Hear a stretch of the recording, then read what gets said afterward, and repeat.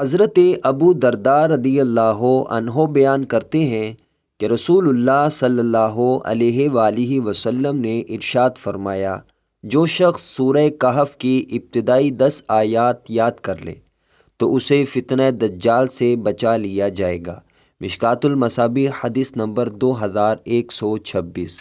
حضرت ابو درداء رضی اللہ عنہ بیان کرتے ہیں کہ رسول اللہ صلی اللہ علیہ وآلہ وسلم نے ارشاد فرمایا، کیا تم میں سے کوئی رات میں تہائی قرآن پڑھنے سے عاجز ہے؟ صحابہ کرام نے عرض کیا، تہائی قرآن کیسے پڑھا جا سکتا ہے؟ آپ صلی اللہ علیہ وآلہ وسلم نے ارشاد فرمایا، سورہ اخلاص تہائی قرآن کے برابر ہے۔ مشکوٰۃ المصابیح حدیث نمبر 2127۔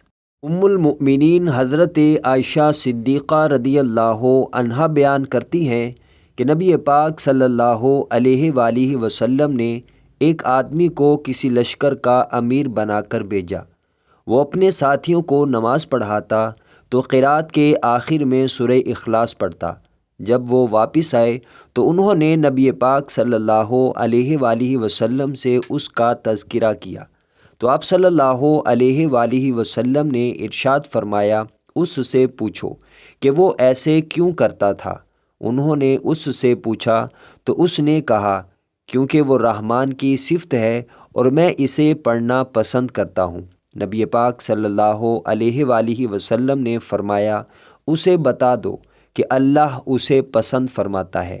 مشکوٰۃ المصابیح حدیث نمبر 2129۔